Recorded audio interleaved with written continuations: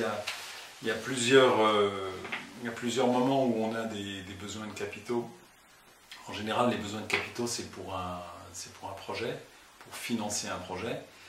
Et un projet qui peut être un projet de développement ou un projet qui peut être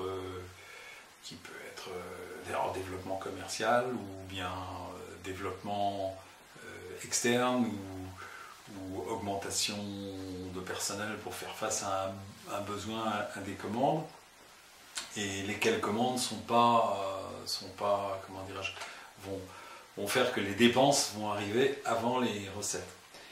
Et donc, d'où besoin en fonds de roulement ou, d'une manière plus générale, besoin de lever des capitaux.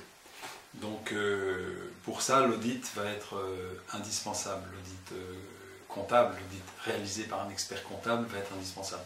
Pourquoi? Le but, il est lequel?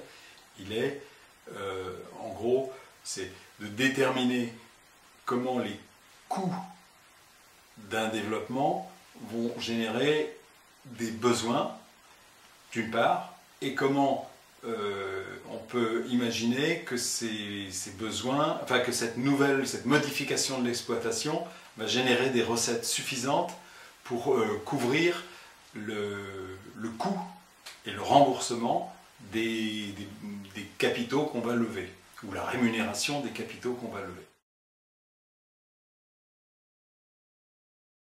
Alors, pour ce qui concerne les besoins de capitaux, c'est ce que j'ai évoqué tout à l'heure, c'est-à-dire les besoins de capitaux, ça va être essentiellement les opérations liées au capital,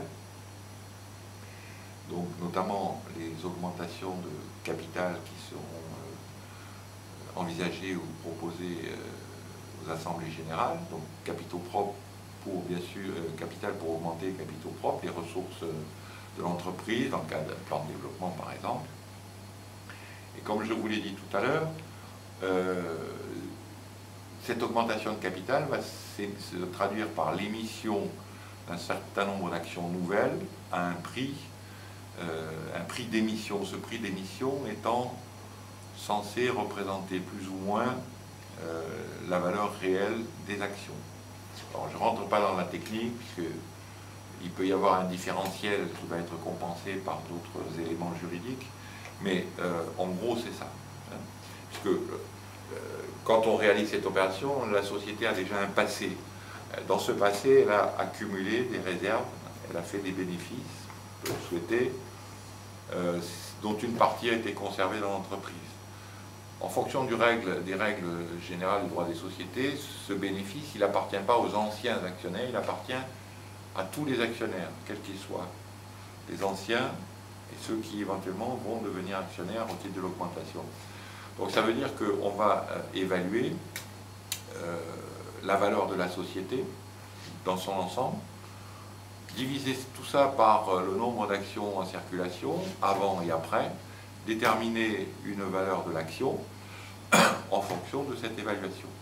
Alors l'évaluation, elle va tenir compte des éléments latents, aussi bien en termes de plus-value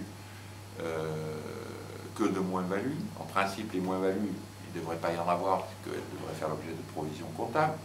En revanche, les plus-values, elles, par définition, ne sont pas comptabilisées en vertu du principe de prudence. En revanche, économiquement, elles existent. Si, par exemple, vous avez créé le fonds de commerce ou la marque Saint-Laurent, les règles comptables font que, quand vous l'avez créée, comptablement, elle est à votre actif, de l'actif de votre bilan pour 0.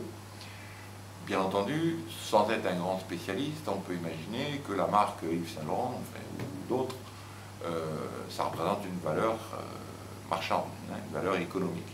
Voilà. Mais qui n'est pas traduite comptablement dans les comptes. Donc, l'évaluation va avoir pour objet notamment de tenir compte de toutes ces plus-values latentes qui parfois peuvent être importantes.